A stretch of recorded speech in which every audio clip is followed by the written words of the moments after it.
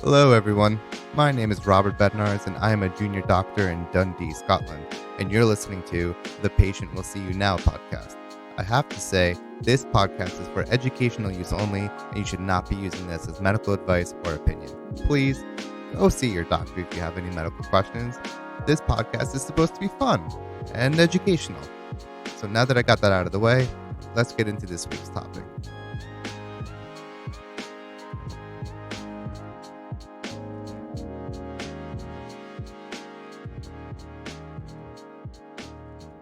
Hey everyone, it's Robert here, and on this week's episode, I'm going to be talking about something that is unfortunately far too common that I think everyone knows exists, and that's breast cancer. However, it seems like a lot of people still don't know exactly what breast cancer entails, so I hope to clear that up for most of you. This is going to be a long one since it's so complicated, but I promise you that the information is super important, and also the interview is definitely one that you don't want to miss. So even if you're not fond of the sciencey part and know how to do self breast exams, for example, at least skip to the interview because Kellie's story is nothing short of amazing. With that said, let's get on with this. Breast cancer appears when tissues in the breast grow uncontrollably.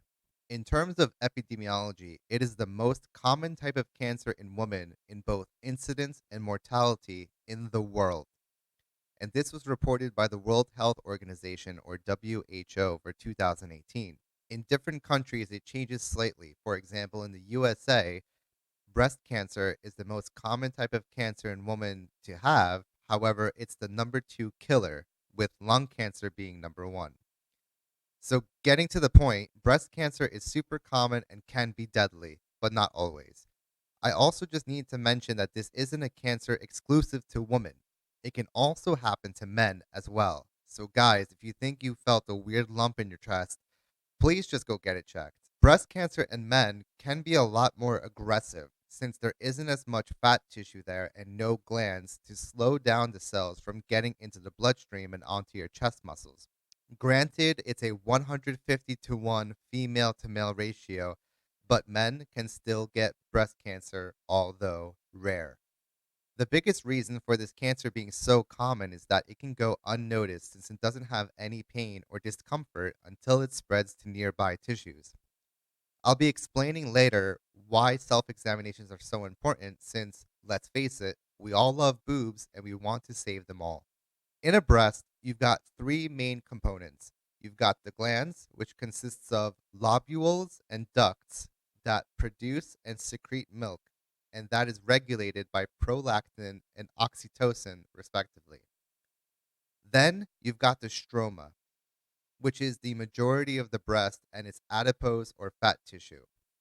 Lastly, you've got the lymphatic system, and if you're not entirely sure what that does, it drains lymph, which is the fluid that is found outside the blood vessels. The lymphatic system consists of a bunch of vessels around the body and little nodules everywhere called lymph nodes, which are sort of filter for white blood cells, and because of that, they enlarge and get tender when someone has an infection of some sort, or in this case, cancer. The lymph eventually gets dumped back into the circulatory system to provide the blood some white blood cells to help fight infections and other intruders. The glandular part of the breast thrives on hormones like estrogen and progesterone. The hormones make the cells divide, grow, and stay alive. Once those hormones are gone, for example in menopause, the glands will start to undergo something called apoptosis, which is programmed cell death. Basically, these cells were naturally meant to die at some point. But as long as you've got estrogen and progesterone pumping in your blood, you'll always have those glands and they'll always have the potential to produce and secrete milk. This whole routine of cell division, growing, and staying alive is where it takes only one genetic mutation in one cell to wreak havoc. And as long as that little mutated cell exists, it will continue to grow and divide at an uncontrollable rate. So, risk factors for breast cancer are anything that prolongs the growth of these cells. So, early menarche, which means the day you have your first period, or late menopause. The longer you have your menstrual cycle, which drives the estrogen and progesterone, the higher your risk of having breast cancer is. Obesity is also a huge factor because adipose or fat cells have estrogen inside them. Smoking is another huge factor because the stuff inside cigarettes can trigger mutations. Then there are so many other risk factors that can increase the risk, like taking medications that have estrogens in them and so on. Having a close relative that had breast cancer is also a major risk factor. It is very important to tell your doctor about anyone having it in your family so that they can start being more vigilant, careful, and checking for breast cancer a bit earlier than in other women. A healthy lifestyle can decrease the risk of having breast cancer. Also, early pregnancy and breastfeeding decrease the risk due to decreased production of estrogen. Now, these glands, picture them as a cluster of grapes with the stems still connected. Each grape represents a gland, and the stem represents a duct. And then at the very end, the thickest part of the stem is connected to the nipple and lets the milk get out. The cancer can grow in either the grape or in the stem. These are called lobular carcinoma and ductal carcinoma, respectively. When it says in situ after the name, that means that the cancer is situated inside the gland or duct and hasn't broken the border to spread. When the word invasive is in front of the name, it means that the cancer cells broke the border and can now invade other tissues and get into the bloodstream to cause havoc elsewhere. And this is called metastases, where you find breast tissue in other parts of the body, such as the liver and the lung. If the tumor gets big enough, it can block the drainage of the lymphatic system nearby, causing a swelling in the breast and sometimes can even make like this orange peel look on the breast called, and I'm going to butcher this French word here, so my apologies, peau d'orange. This is also why you'll find lumps in the breast and maybe even some dimples or nipple inversion where it kind of starts going inside the breast instead of pointing outwards. The lumps don't hurt, but they shouldn't be there. However, I must stress this part. Even if you feel a lump in your breast, do not, and I repeat, do not immediately think it's breast cancer. Lumps in breasts in women could also be many things from lipomas, which are just a clump of fat tissue, cysts, or even an abscess. There are so many things that it could possibly be that it really doesn't mean you automatically have breast cancer. Again, if you find any change in your breasts, please go see your doctor. There are other smaller types of breast cancer that are much rarer, and I won't be covering them here. However, in the case of this particular interview, my guest had something called mucinous carcinoma, which is one of those infrequent types of breast cancer. Although rare, the way it is diagnosed and treated is more or less the same. You will hear more about this type of breast cancer in the interview itself. To diagnose breast cancer, we use a bunch of imaging techniques like ultrasound for younger women and mammography in women over the age of 50, unless there's a family member who's had breast cancer. Then we start doing the mammographies at a younger age. This depends on your doctor and your national policy on when to do mammographies for them to be effective. Then, if there's something found, we'll do a procedure called a fine needle biopsy to take out tumor cells and look at under a microscope and see if they're actually cancer cells or something else that's benign and can cause these lumps that I've mentioned before. Now, when it comes to treatment, it boils down really to four things. That's surgery to remove the tumor or the entire breast if the cancer spread, chemotherapy to destroy any other cancer cells that could still be growing there, radiation to target and destroy slash shrink the tumor, and or hormonal therapy. Choosing which and how many treatments to use really depends on the stage and type of the cancer. The way the hormonal therapy works is that it puts the patient in a medical menopause so that no estrogen is being produced to trigger the tumor cells to grow. The reason these medications and procedures unfortunately don't always work is because the cancer cells can grow faster than the medication provided kills them. And chemotherapy and radiation takes a huge toll on the body. And with chemo, it doesn't only hurt the cancer cells, but it hurts all the cells that are growing and changing quickly in the body, which is often why you'll have nausea and vomiting because it affects the cells in the GI tract since they reproduce so quickly, and hair loss since the hair cells have a quick turnover rate. while going through chemo since those cells change so quickly. And also, the skin cells will be very weak as well. Before we get into this inspiring interview, I want to mention how important it is to do self breast examinations. We normally tell women to do them at least once a month. And this is found on breastcancer.org, so you can always go to that website and read it for yourself as well. So, to do this, stand in front of a mirror with your hands at your hips. You ask yourself, are the breasts the usual size, shape, and color? Are they evenly shaped and without any distortion or swelling? Is there any dimpling or puckering or bulging? Are there any changes at all? Next, raise both of your arms and look for the same changes. While you're in front of the mirror, look for any signs of fluid coming out of one or both nipples. Next, feel your breasts while lying down, using your right hand to feel your left breast and vice versa. Use a firm, smooth touch with the first few finger pads of your hand, keeping the fingers flat and together. Use a circular motion about the size of a quarter. Cover the entire breast from top to bottom, side to side, from your collarbone to the top of your abdomen, and from your armpit to your cleavage. It's important to cover the whole breast while doing this and not leaving any spots unnoticed. Finally, feel your breasts while you are standing or sitting. Many women find that the easiest way to feel their breasts is when their skin is wet and slippery, so they like to do this step in the shower. Cover your entire breast using the same hand movements mentioned as if you were lying down. And again, if you notice any changes at all, please let your doctor know and the next best steps will be taken. Oof. Now, to take a quick second, if you're enjoying these podcasts and you're listening to this on Apple iTunes, all I ask is to please leave a review and some stars for me. It really helps me out with the algorithm for other people to find this podcast as well. You can also always email me to let me know what things you enjoy about this podcast and what things you think needs to be changed. So without any further delay, let's get to this interview and talk to Kellie and her story and how she beat breast cancer.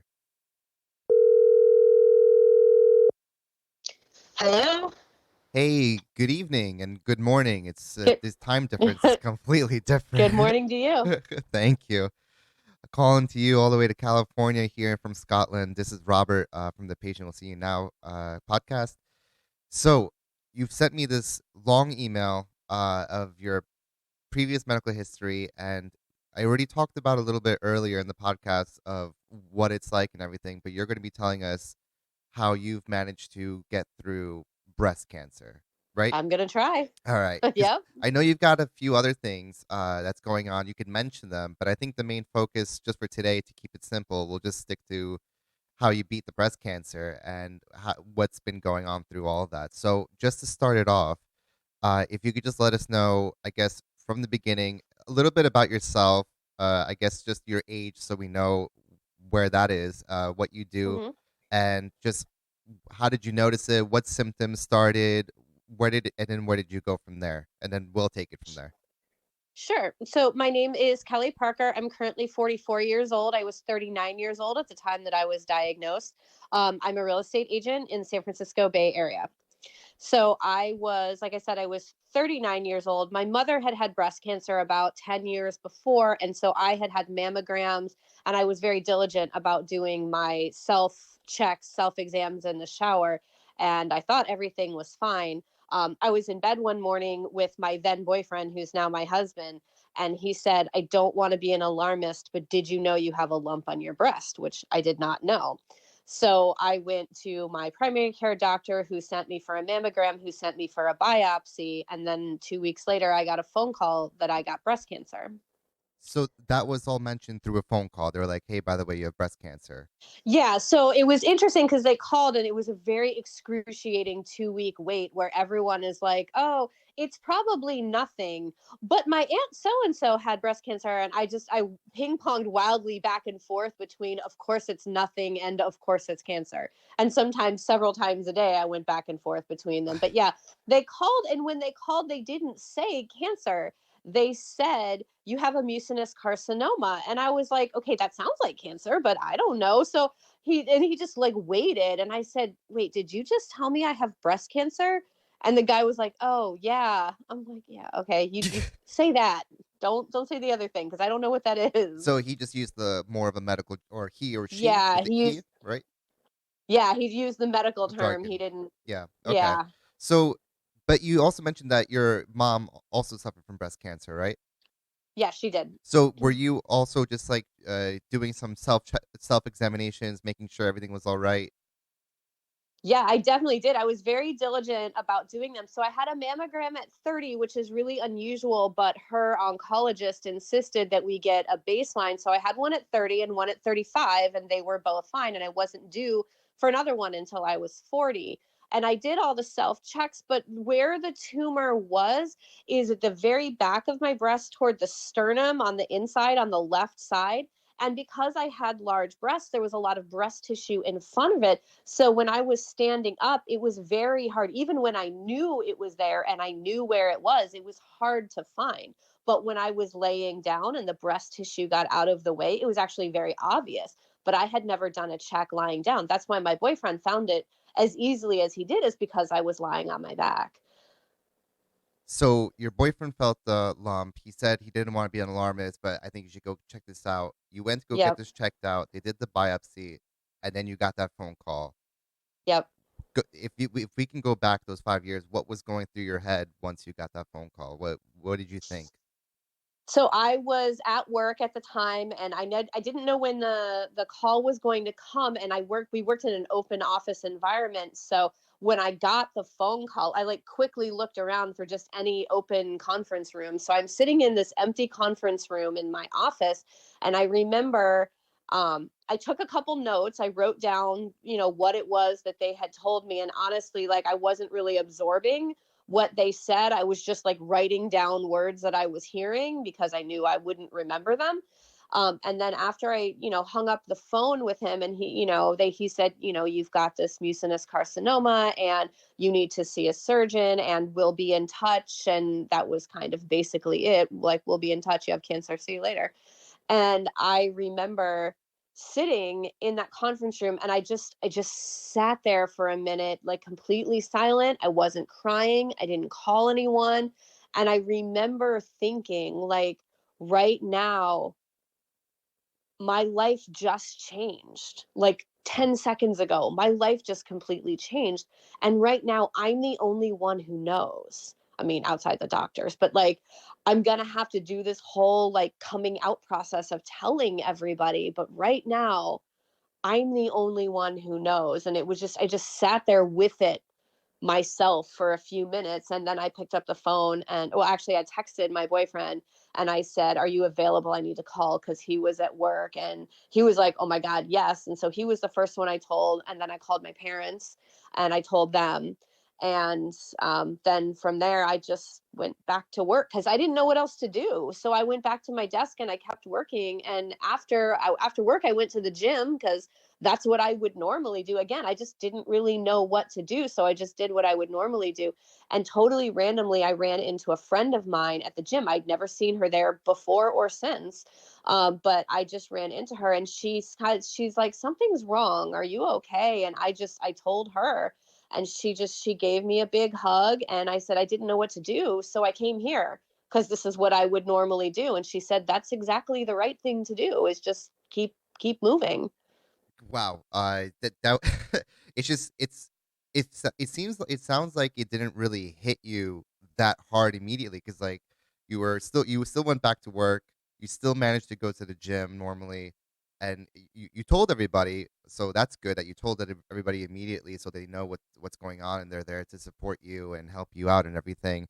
Um, and since you said your boyfriend at the time, your now husband, I'm guessing he was with you the whole time through all of this. Oh my gosh, he was a miracle. So we had only been dating for about a year.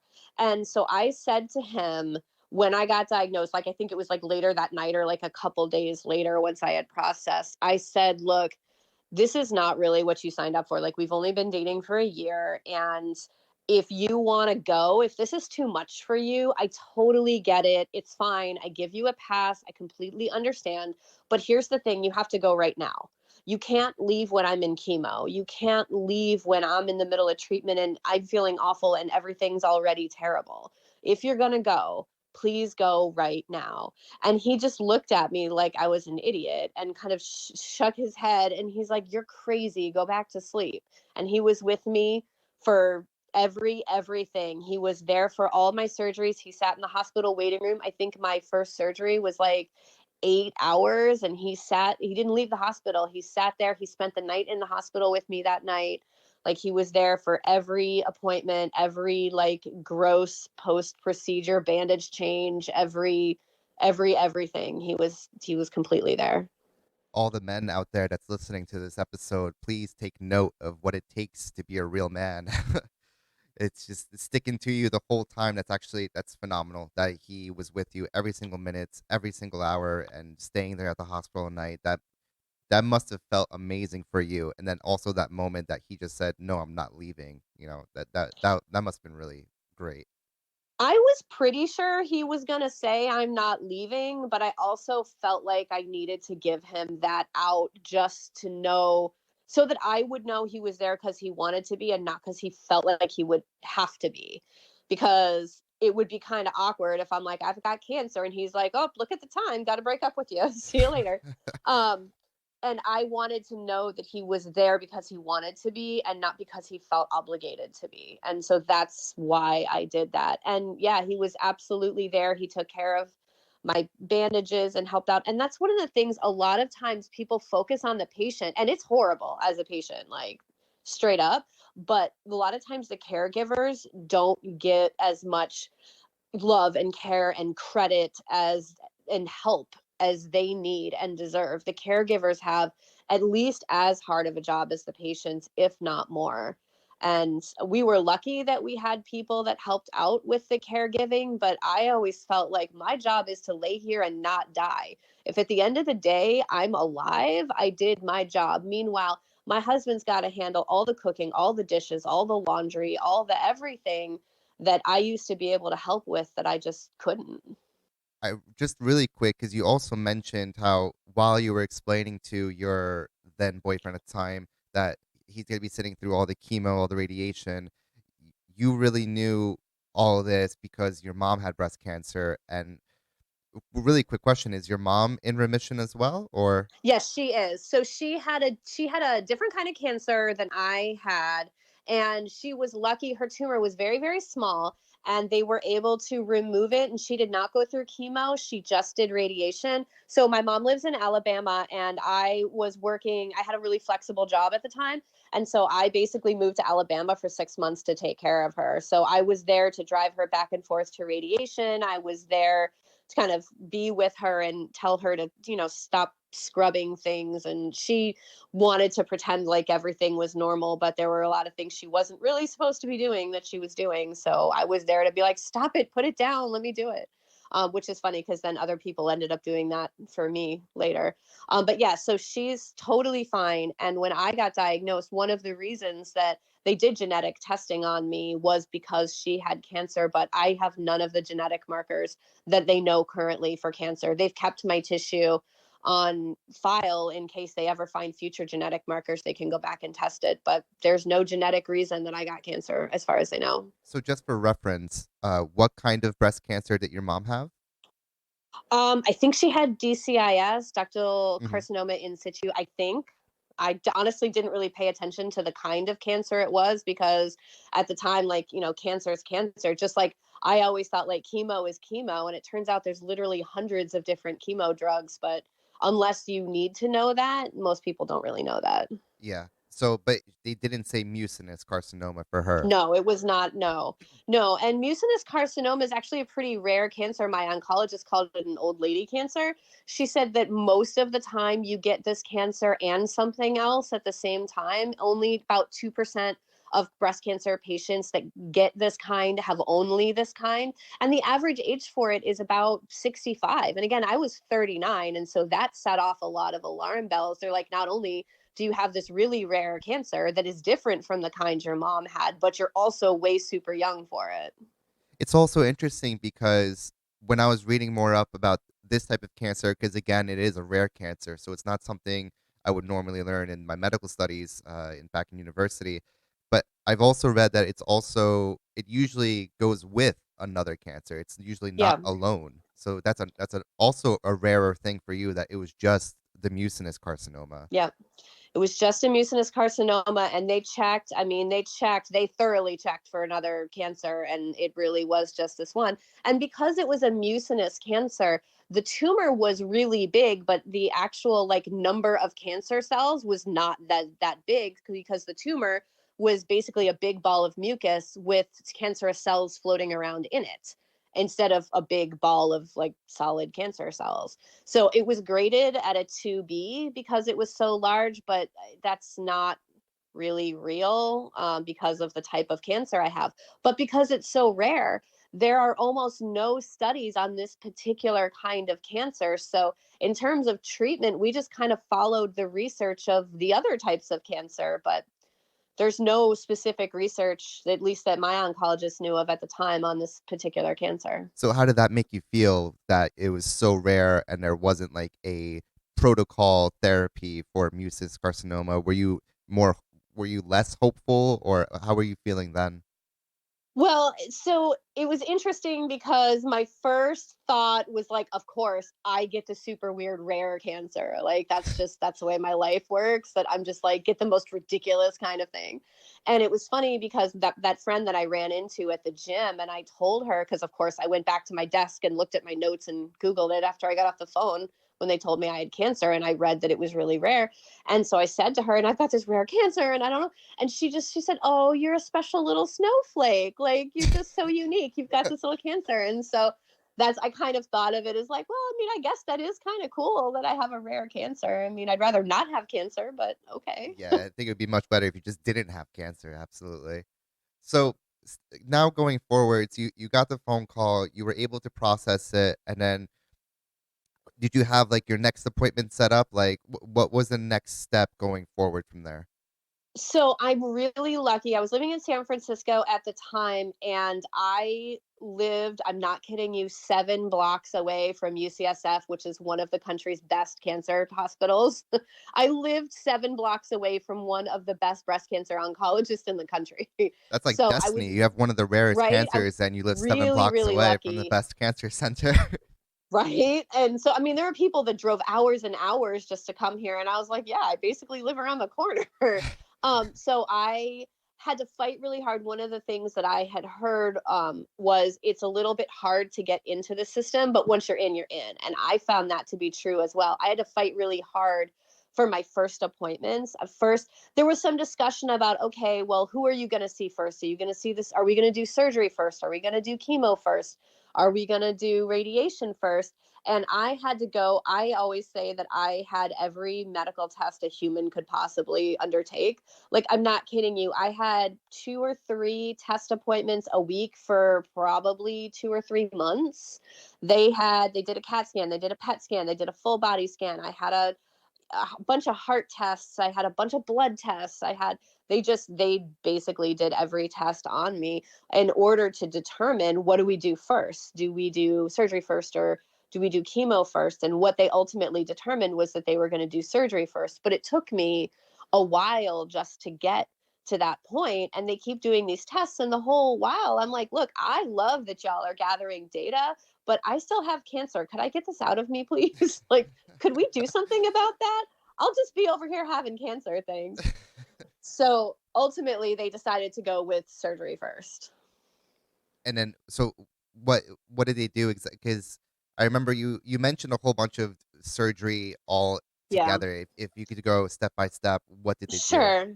So they did And who was involved as well? Which surgeons? yeah, okay. There were actually 2 surgeons. So I had a oncology surgeon, and she was wonderful. And I had to fight to get an appointment with her, and I actually had to drive to a different office just to get there. And I didn't have a car at a time. I had to borrow a car from a friend so that I could drive like an hour away, because other to get an appointment with her instead of waiting like another couple weeks. But I figured if she's in demand, she's obviously good at what she does. So there was the oncology surgeon, and then there was also a plastic surgeon. And so what they did is a lumpectomy, which is basically just a partial mastectomy. They just took out the cancer lump.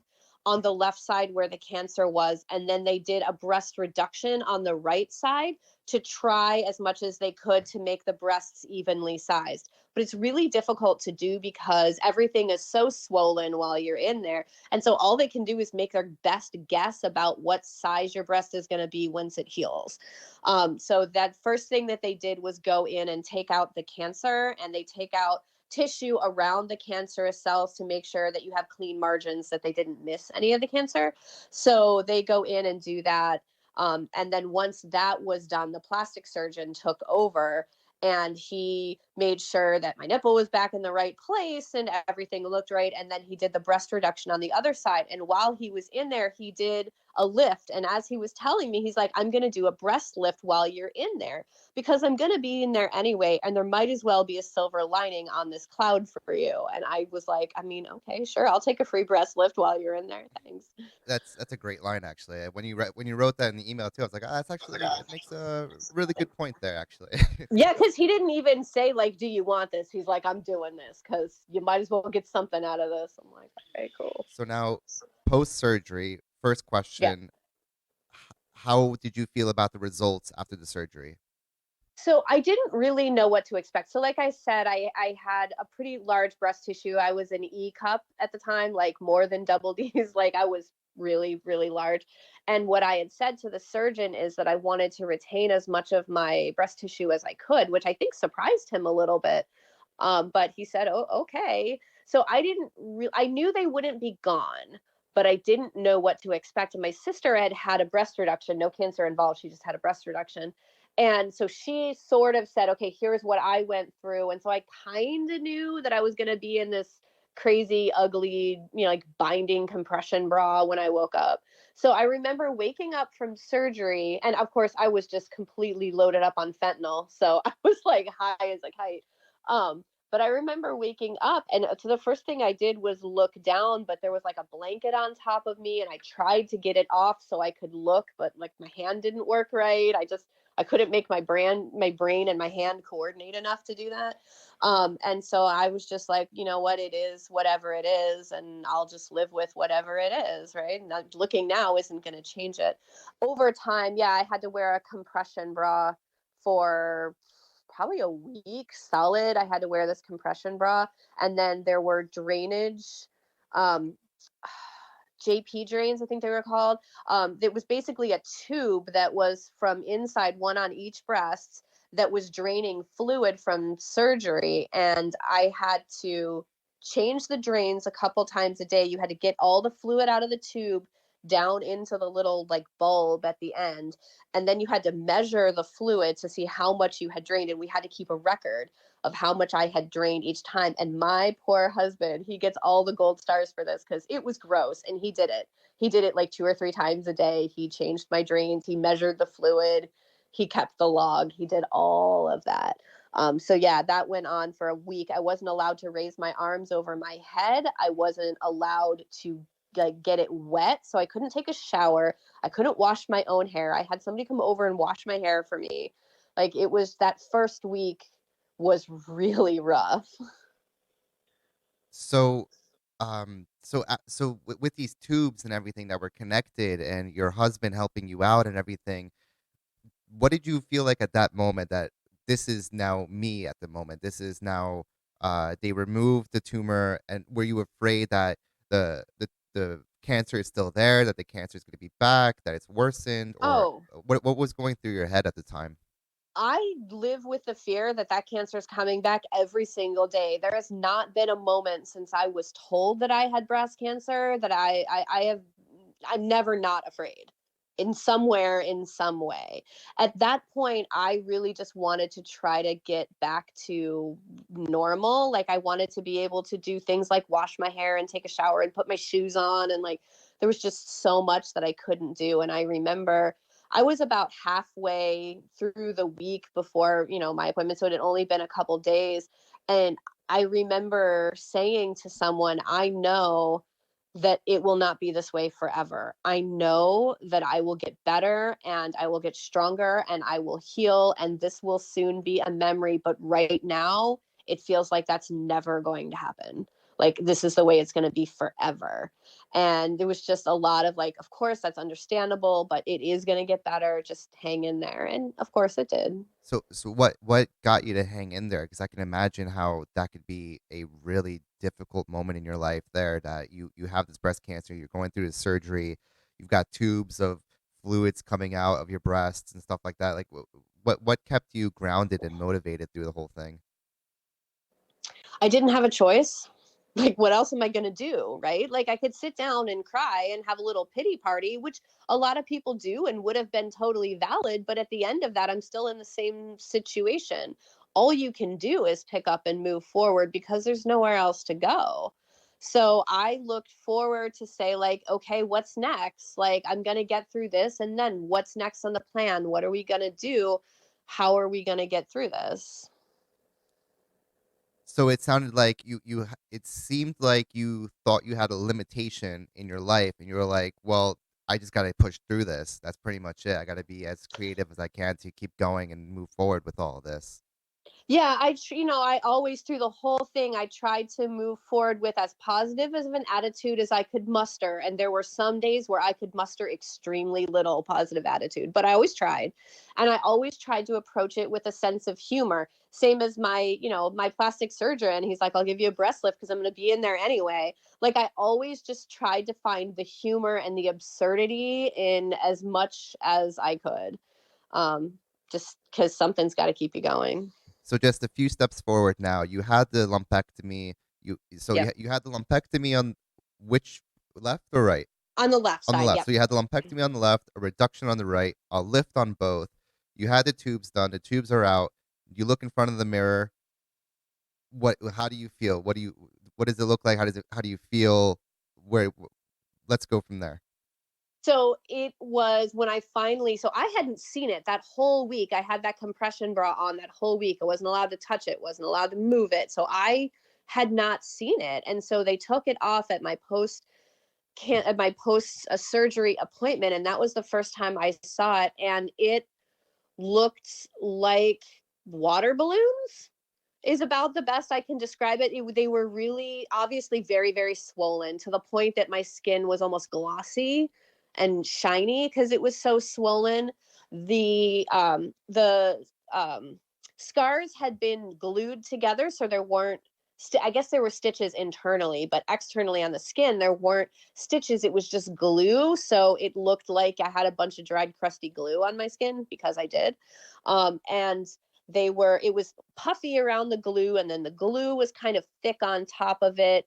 And some of the scars, yeah, they weren't yet thin, straight, neat lines. It was messy up in there with the glue and just all the swelling and everything.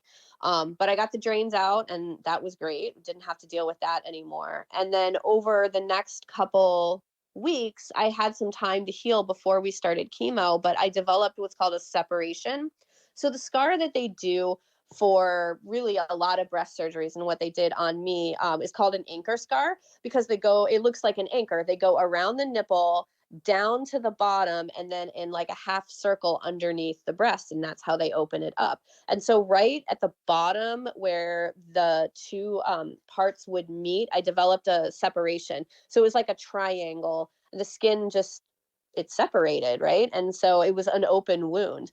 And they said, hey, this would normally heal on its own, but that would take too long. We need to get you into chemo. And obviously, you can't do chemo with an open wound because we're about to destroy your immune system. So they did a skin graft. And so that was my second surgery.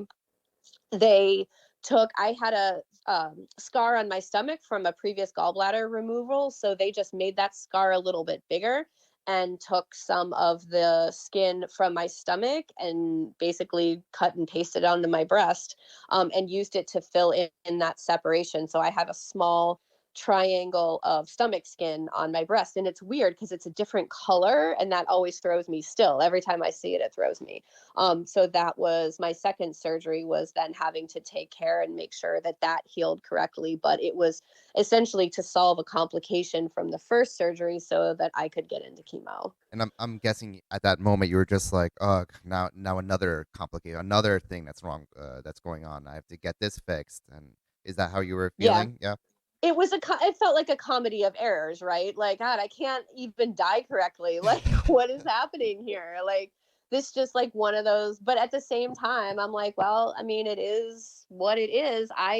The second time they took me into surgery for the skin graft, I was just like, whatever. I've been through so many of this. Like, a lot of people show up for surgery and they're nervous and they don't really know what to expect. At this point, I was like, I don't even care. Just take me to the Yeah. surgery You're just room. like, Like, knock me out. Let's do this. Let's get this I over with. was I was more angry that they scheduled my surgery for the afternoon so I couldn't eat all mornings, and I was more hangry than anything else.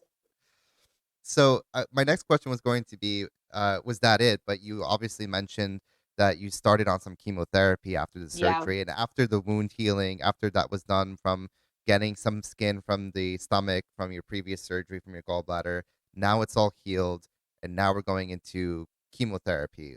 Yep. So now we're starting chemotherapy, and I have very awful veins. I'm a hard stick, and even still, I always apologize to the nephrologist.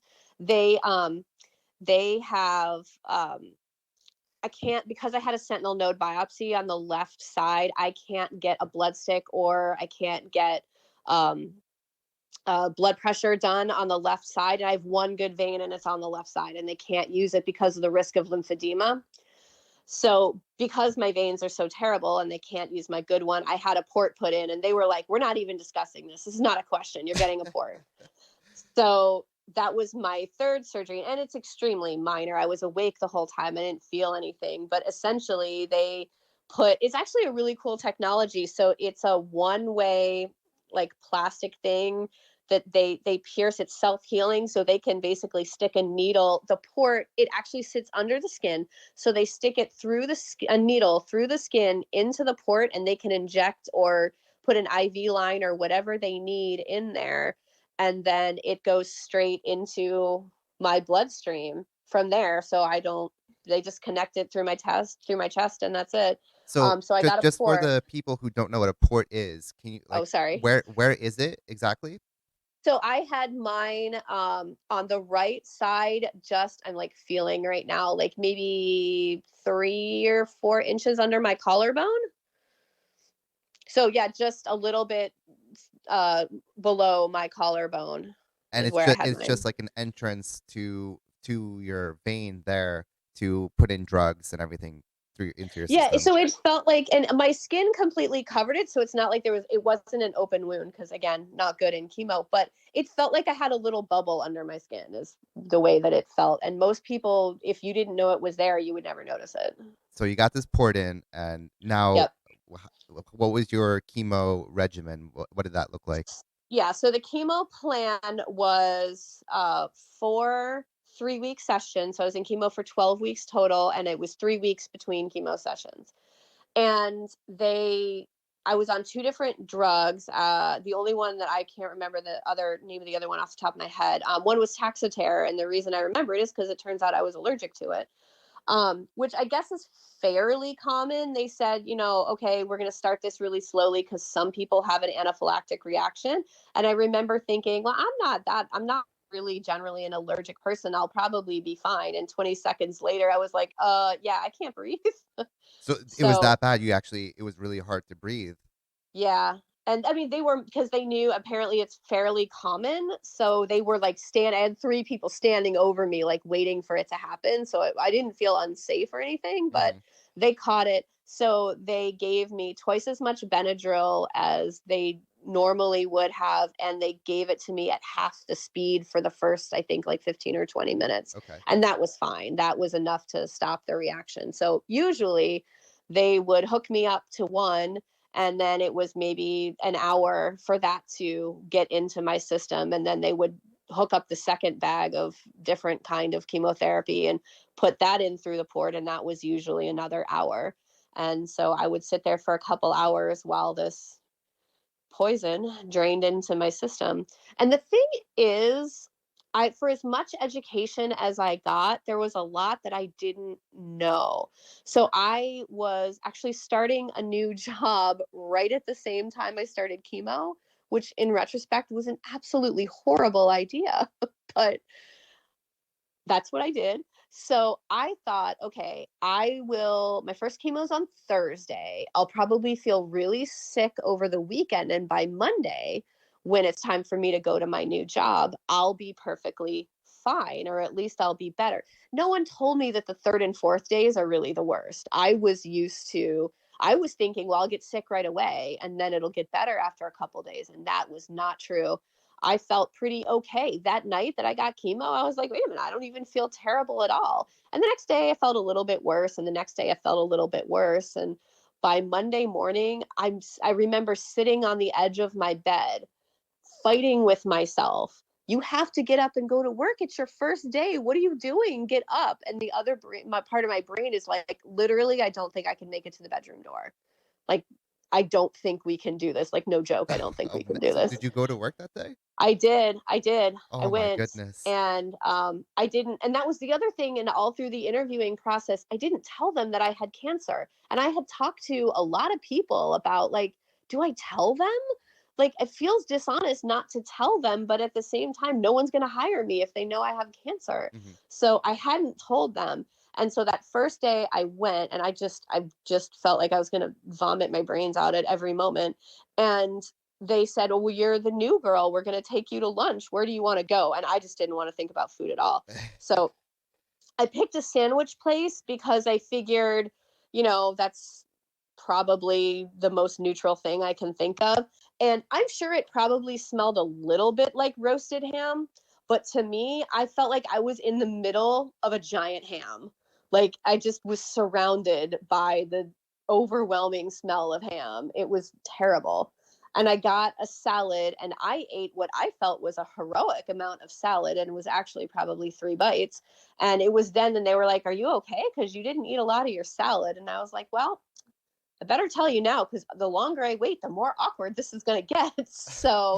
Um, so I was like, yeah, I just started chemo for breast cancer last week, and so I don't really have much of an appetite. And there was the, usual conversation about my relative that had breast cancer or whatever. But usually after a couple minutes, they were like, oh, let us know what we can do for you. And then everybody kind of went on with it, which was honestly kind of the best reaction that I could have had. But Yeah, they were probably at first they were probably just thinking, "Oh, new girl, starting new job, must be nervous, anxious." yeah, nervous, gonna, pick at her salad like a little squirrel. Like, no, no, while you guys were waiting in line to order, I was in the bathroom throwing up. Oh my goodness. So let's go through, I guess, all the other symptoms you were getting during this chemo. What else was there? Obviously, most people they go through the vomiting, sometimes. Yeah. And what else was there with you? So the thing with the nausea, and everyone kept telling me it's so much better than it used to be, which, I mean, I'll just take your word for that, but it was still pretty terrible. But they really try. The goal is so that you don't actually vomit. The goal is to get you to take care of your nausea before it gets there, and actually stop it before it starts as much as you can, because once you are nauseated, it takes so long to get rid of it. It's so much harder to get rid of it. And so I was on an anti-nausea med called Zofran, which is like a miracle drug. I was on 24 hours all the time, constant stream of Zofran. I had another medication whose name I don't remember that was an anti-nausea med, but it worked in a different way, and I could optionally take that. We also in California had medical marijuana, so I had that in my toolbox as well, to kind of, when all the other drugs, when I had taken everything I could have taken there, I could use that to help with some of the nausea. I didn't want to eat at all, just no appetite for food at all. And actually, the first couple days, I didn't really eat much, and I was very low in energy. And my boyfriend at the time, my husband now, was like, yeah, you dingbat, you haven't eaten in 3 days. So I ate a little bit, and I was like, oh, I do feel better. So I didn't want anything warm or hot at all, even room temperature stuff. I really didn't want. I wanted cold things. So I survived for 3 months on fruit popsicles. And once a day, I made a smoothie of yogurt, silken tofu, milk, and a banana. And I drank that, and I figured there's some fat in there, there's some protein in there, there's some carbs in there, and it didn't feel like eating because I was drinking it. that was different. For some reason, Mm. that was different. And so if I could drink one of those smoothies a day, that I just didn't get on my own case about eating, I just let it go. As long as I could get one of those down a day. But yeah, I didn't want to eat at all. I was battling nausea all the time. Um, I don't know how to put this delicately. The bathroom situation was horrible. Hmm. Like the uh, chemo poops are real, you guys. Like, it was bad. So that was a whole situation on its own. And then the brain fog, which I wasn't prepared for, and still to this day I have, not as bad as I did before, but that is one of the permanent effects from chemo, is the brain fog. I would forget words and names and things that I know very well what they are, but my brain could not pull up those I'm words. sorry, And permanent effects? yeah, I still have brain fog sometimes. Oh, wow. I was earlier just tonight, we were watching Jeopardy and I couldn't remember. I knew that that the host had cancer, and I could not remember his name. I've been watching Jeopardy since I was a young child, and I just sat there for like 10 seconds and I'm like, what is his name? I can see his face. I know all about him. I know he's the host, and I couldn't, and I had to work at it. It took me probably 15 seconds to remember his name was Alex Trebek. And of course I know that. But when I said, hey, brain, call up this name, my brain kind of shrugged and went, sorry, you're on your own. So, one thing that I feel like people will know about chemotherapy from the media and other people who's been through it, a big one is usually hair loss. Have you ever experienced any hair loss? Yeah, I did. And that was something that I asked about. Was because I had read that there were some types of chemotherapy that don't make you lose your hair, but my oncologist, she just shook her head and said, no, any chemotherapy I would give you would make you lose your hair. There are now cold caps. They were in FDA trials when I was going through um, my treatment, and I was not in the trial, so I never used them. But my understanding of them is essentially they run very, very, very cold water through this hat that you wear while you're getting your infusion, and it helps slow down the hair loss. But like I said, I was not in that trial, so no, I lost my hair completely. I And the other interesting thing that I wasn't ready for is it doesn't happen right away. They said on day 14 you will start to lose your hair, and boy, they were not wrong. Day 13 I was totally fine. Day 14 my hair started falling out. So yeah, I was 2 weeks into it. I had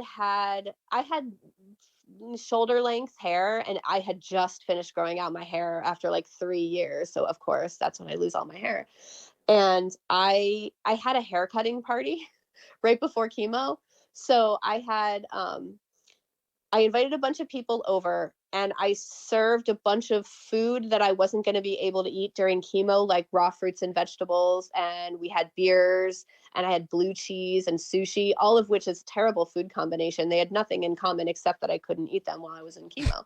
And I got a bunch of friends over, and I made a list of every stupid haircut I could think of, and then we would drink a couple beers and cut my hair, give me a stupid haircut, take pictures, laugh, and then drink a couple beers and then cut my hair again. And so I think over the course of the day, I probably had 4 or 5 different stupid haircuts, including we did a partially shaved 2007 Britney Spears. Like, I got this photo, like, let's do that. And I had a rat tail. I had bowl cut. I was like, let's every stupid haircut we could think of. And I ended with a mohawk.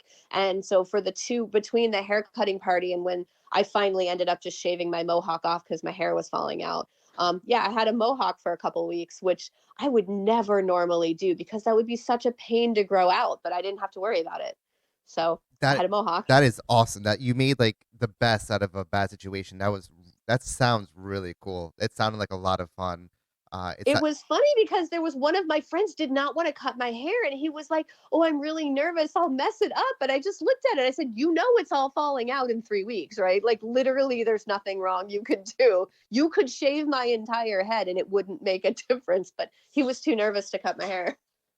my goodness, though, like it's unbelievable how strong that you are going through all this. You're making the best out of the situation. You're laughing. You're making jokes. That's really unbelievable. That's awesome. That's really cool. Thank you. Like I said, I tried to find the humor and the positivity anywhere I could. And there were, I mean, which is not to say that I did not have dark days. I had some extremely dark days, but on the days that didn't have to be like that, don't be like that. So on those dark days, how did you get through them? Um, there were some days. So one of the challenges that I came across is that I was alone a lot, and I'm an extrovert. But I mean, my husband had to go to work, and all of my friends were at work. There's nobody to come over at 2 o'clock on a Monday afternoon just to sit with me. And even if they did, as much as I wanted company, I was not good company, right? Like I didn't have a lot of energy. I hadn't had a conversation that wasn't about cancer in months. And I didn't have a lot of energy to even sit there and talk to somebody. What I really just needed was someone to sit in bed next to me and watch Netflix. But a lot of people weren't around. And so it was lonely. So I passed the time watching Netflix, but I couldn't watch anything that was about hospitals or medical shows. I couldn't watch anything that was sad or had to do with death. And I couldn't watch anything that was complicated because of the brain fog. So I watched a lot of HGTV shows. I watched a lot of Food Network. I thought the food was going to bother me, but it didn't. So I would just lighthearted, 20-minute, no real consequence, kind of fluffy shows is usually what I watched. A lot of sitcoms, and I mean, I watched a lot of them. Um, and I had friends online, so I could, get on my computer and chat with people as I felt up to it. And like I said, there were some times where I just took a lot of THC. Like I just took, I mean, not an unsafe level of marijuana, but took because I just needed everything to go away for a little while. And so I would take enough marijuana that I could get high and go to sleep. And I could turn off my own brain for a couple hours because that's just what needed to happen. So now we're past the surgery. We're past the 12 weeks of chemo. We did the awesome haircut party on day 14. Exactly. What happened next? I got a month off between chemo and radiation, which was fantastic because it took a few weeks for the effects of the chemo to start going away. And there were some things that hung around way longer than they expected. The nausea hung around a little bit longer than everybody thought. The digestive issues hung around way longer than anybody thought, to the point that they were testing me for like norovirus. Like, did you actually get sick with something else? I didn't. It just took a long time for my digestive system to reset. Um, and yeah, then after a month I was ready to go to radiation, and radiation was every day, 5 days a week. So that was different because I was used to going to the hospital once every 3 weeks, and now I was there every single day. But each appointment was only 15 minutes or so, and it was fatigue because I had crushing fatigue during chemo, but the radiation fatigue was a different kind of fatigue. It felt different, but it was still fatigue, and that was not fun.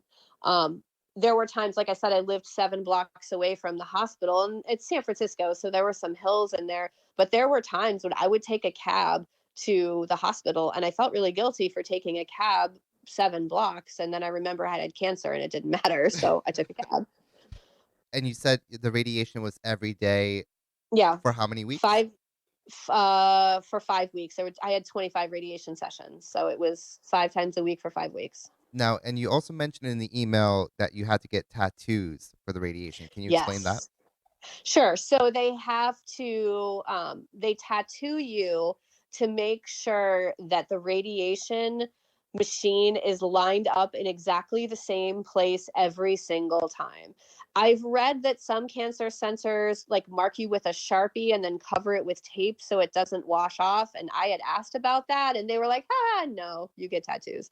So I have 7 tiny blue dot tattoos. I mean, it looks like someone took a ballpoint pen and just marked my skin with it, but it's a real tattoo. And I have 7 of them all around my left breast.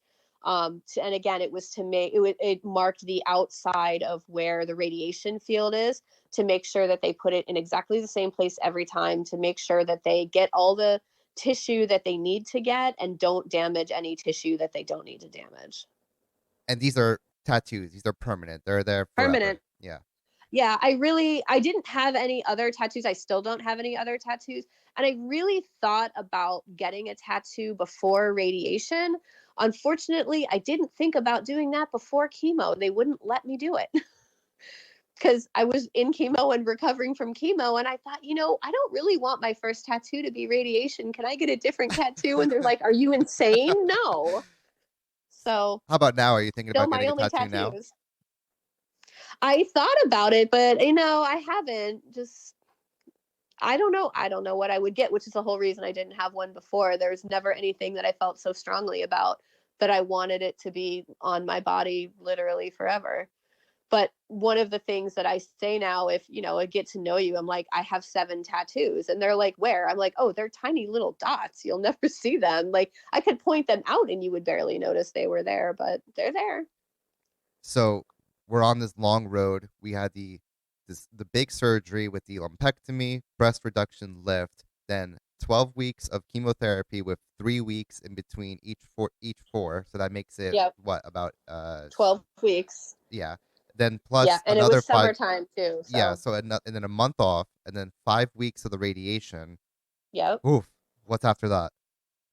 After that, I was done, except I wasn't. So after that, I was done with my treatment.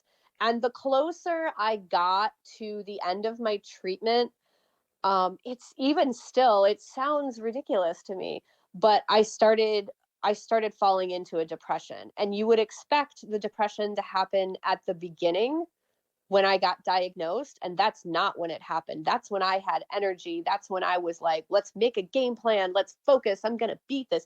And that's when everyone rallies around you. You're going to kick its ass. You're going to beat it. Like, that's when I had all this support. And I think I was, on mile 26 of the marathon, and I didn't know how to finish. And so what I kept thinking about is, I know how to live a life where I don't have cancer. And now I know how to live a life as a cancer patient. I'm fully institutionalized. I know my way around the hospital. I know all the texts. I know all the language. I know everything. So I know how to do that. What I don't have any idea how to do is pick up my life as a cancer survivor and go on and go back to work and get married and do all the life things while also still carrying this cancer burden, this fear, this experience that I had. I don't know how to move forward and be a survivor. And I kept thinking, and this is when I knew I needed help, because I kept thinking, you know what? I don't have the energy for this. It would have just been easier if the cancer had just killed me, because then I wouldn't have to think about this. I wouldn't have to figure it out. It would have been so much easier. And the first time I thought it. And then the other half of my brain went, wait, what'd you say? That's not okay. No, that's not okay. But I kept thinking it over and over again. I don't have the energy for this. I wish I didn't have to figure this out. It would have just been easier if the cancer had killed me, because then I wouldn't have to do this. And the closer I got to ringing the bell at the end of treatment, you get to ring this victory bell. And I was actually dreading ringing the bell because I didn't know how to handle what happened on the other side of that bell. And so the closer I got, the more anxious I got about it, the more worried. And then the more angry I got at myself, because I kept saying, you should not be feeling this way. You should be happy. Why are you sad? Like, you need to get over yourself. You got through all of this, and you with good humor, and everyone said, oh, you have such an incredible attitude. And I felt like I was letting myself down, and I was letting everybody else down, because I was supposed to be this happy patient that had this great attitude, and I had this fun haircutting party, and here I was letting everybody down because I was just so unspeakably sad. And I just didn't know how to deal with that. But I'm really lucky that one of my nurse um, practitioners that was helping to take care of me, like one day she just looked at me and she said, "I don't know what's wrong, but something's wrong. Tell me what's happening." She knew, and I'm sure she had seen it. And it turns out that it's actually not that uncommon for patients to experience depression at the end of their treatment. And so she referred me to a psycho-oncologist, which is a psychologist that deals exclusively with cancer patients. And I saw her for the last couple weeks through my radiation. And for probably about a month or two after the radiation, she prescribed me some antidepressants, which I'm still on. I don't know if I still need them. I don't really feel like I need to find out. I'm just fine taking them. And but mostly it was just talking with someone who really understood where I was coming from, and she gave me permission for things to not be okay, that it was okay that I was not okay, and I wasn't failing anyone and I wasn't failing me. And she gave me some tools to help me figure out how to be a survivor. But really, what it took was just putting one foot in front of the other and showing up for myself every day. Again, not every day was good. There were some really bad days in there, but you just put one foot in front of the other. And I have a toddler, so I saw Frozen too. So we do the next right thing. And that's what you do. You do the next right thing and just keep moving forward. But yeah, I never really got the like victorious ring the bell, I'm so happy end that a lot of people do. And sometimes I see videos of people happily ringing bells, and I'm a little sad that I never got that. But I celebrate every day by living a great life and just by being alive. Wow. That that whole thing, it's such I've never even thought of that. It's such an interesting perspective of how you beat it, but you feel like you haven't beat it yet. And it's you always think that once people are done with all their treatment, that okay, we're done, perfect, everybody can be happy now. But I've never, and I'm sure most people never really thought about the whole experience of what it's like after treatment, being a survivor of cancer. That never really even came to my head. It's actually everything you just said is just wow, my goodness. So let's go through it again. So you went through all this. You did the radiation. You were Yep. done, but you were not done. You went to a psycho-oncologist. Is that what it's called? Hmm. Yep. You got through that. You have kids now. I'm guessing. So was the wedding at some point here too with your boyfriend and Yeah. that? So we on the outside look like a totally quote unquote normal family, and we're really anything but. So I am now married to my boyfriend at the time. It's his second marriage and my third. He has a son from his first marriage who's 10 years old now. And he's on the autism spectrum. And that was actually another really interesting thing. He would have been 5 because it was 5 years ago. He would have been 5 when it was going through. So I had to try to explain to him, and he had not been formally diagnosed yet, but we were pretty sure that he was on the spectrum. And we had to try to explain to him, like, look, they're going to give me strong medicine and my hair is going to fall out. And he's like, what? Your hair is going to fall out because of medicine? And I was like, yeah, I know. It sounds stupid, but here's what's going to happen. So I tried to, just keep him informed. And he knew I couldn't do things with him. Like, okay, daddy's going to take me to the park and Kellie's going to stay home and lay in bed because she can't do anything because she has cancer. But one of the things afterward, when we were doing his evaluation for autism, one of the questions does he express sympathy for people who are sick? And I thought back, and never once the entire time I was sick did he say anything like, I'm sorry you're sick, or wow, that must feel terrible, or oh, that must feel awful. Like, never once. So that was an interesting thing. So we did have him around while I was going through treatment. I also have a daughter who's 5 years old, but she is biologically my husband's niece. His sister has some drug issues and she's in and out of jail. And so we're her daughter's my husband's niece's permanent guardians. We've had her since she was 2 and she's 5. So she calls us mom and dad. We're mommy and daddy, and that's it. She knows we're not her biological parents, but I mean, for all intents and purposes, we're her parents. So yeah, on the outside, we look like this totally like nuclear normal, quote unquote, normal family, and we're really not. But yeah, so that's the kid's situation. She knows that I had cancer. She knows that my hair has fallen out. She saw the pictures, but she wasn't around for it. So now we're through all of this. Is this where we're at now?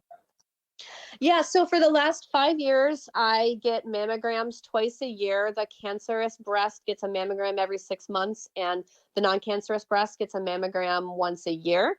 And I am on some maintenance medications going forward. So I'm on a pill called letrozole. So I take a letrozole pill once a day.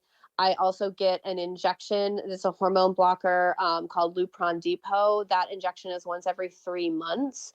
Because my cancer was hormone positive, I'm basically in medical menopause. So that's what the shot does, is blocks. So there's no estrogen in my system. Because that's what the cancer was feeding on. So they took all of that away. So that causes a whole bunch of fun side effects. Like joint pain, and I already have arthritis all through my spine and my hips and my knees. So, and then joint pain. So that's fun. Um, and some other side effects that honestly I just learned to live with. Like I had never really had acid reflux issues, but that also kind of after chemo never really went away. And so maybe it's chemo, maybe it's a side effect of the drug, who knows? But I take a omeprazole every day and it keeps it under control. And so that's just what I do now. So at the 5 year mark, um, which technically is not for like another 9 months, but I can go to all mammograms once a year and a check in once a year. They may or may not change my medications around. Usually at 5 years, you're done. But there's some new research showing that maybe another 5 years might be beneficial. But one of the side effects of the drugs is that it ages your bones twice as fast. So it's a little bit of a give and take, right? Like there's a somewhat percentage less, like it will save you 2% on the cancer potentially coming back, but it also ages your bones twice as fast, so you might get osteoporosis. And like, so what's the cost benefit there? And again, because there is no real research on the particular type of cancer I have, we just have to extrapolate from other cancer studies. So they haven't really made a decision whether they want me to go on these medications for another 5 years or whether they're going to cut it off. So that's some excitement that still awaits me in the future. But you are now currently in remission, right? I am in remission. I am cancer free. I've never had a mammogram show cancer. I did have a couple mammograms where they said, "Listen, out of a complete abundance of caution, we're going to do a biopsy and just make sure that that's scar tissue. We're like 99% sure it's scar tissue, but we're just going to make absolutely sure." And they did. I had two biopsies and it was all scar tissue. It was nothing to worry about. So I am lucky that my cancer did not spread. This type of cancer doesn't like to spread, but they did the sentinel node biopsy to make sure that it hadn't spread. It didn't spread. It hasn't recurred. It hasn't shown up anywhere else, which is not to say that it won't. It could show up in some other part of my body, in 10, 15 years. But like I said, I live with that fear every day, but it's gone from a loud roar to just an object I carry in my pocket every day. I just carry that with me every day. Kelly, before I get to the final thought of this episode of this whole interview, what I usually ask everybody that's been on the show as the final question is, for somebody who just got that phone call saying they have breast cancer, essentially, without the medical jargon, that they just got that phone call or they just had that talk that they have breast cancer, or for the person that knows somebody that just got breast cancer, or they just know somebody has breast cancer or any kind of cancer, what kind of advice would you give to those two people? If you just got diagnosed with cancer, um, take a deep breath. I can't promise you that it's all gonna be fine, but you're alive today. And put one foot in front of the other. Do what your doctors tell you to do. Make the best decisions for you. Gather up your support team. Try to find humor where you can, because there's lots of places where there's absolutely no humor. So try to find it where you can. Try to keep a good attitude and do what you need to do to take care of yourself, even if it seems like the most ridiculous thing in the world. Eat blue cheese and drink a beer and cut your hair if that's what you need to do, because that's what I needed to do. So just do that. If you know someone that just got diagnosed, the first thing is please don't tell them about your relative that had cancer and died. That's not a positive story. We don't want to hear that. Second thing is please, please, please do not tell someone that just got diagnosed that everything happens for a reason. It's really hurtful. I know you don't mean it that way, but it's really, really hurtful and it's really scary and an awful thing to say. Please don't do that. If you read about some crazy miracle cure on the internet, please don't say that either. Most of us have access to healthcare and good, medicine. So drinking lemon water, as I had a Lyft driver tell me that drinking lemon water would cure my cancer. Probably not. Gonna go with chemotherapy on that one. Definitely Um, chemotherapy. yeah, definitely going with that. Again, you're probably trying to be helpful and you probably don't know what else to say. And it's okay. We didn't really know what to say either, but just don't say that. Say something else instead. And then really love on those caregivers. Like I said, they have just as hard of a job, if not harder. So don't say, let me know if there's anything I can do for you, because you're putting that burden on the patient and on the caregiver. Instead, say something like, hey, I'm going to the grocery store. What can I pick up for you? Hey, I would like to come over and do your laundry. Is that okay? I would like to come over and cook dinner for you and do the dishes, or just bring some food by. I'll leave it on the front porch. You don't even have to answer the door.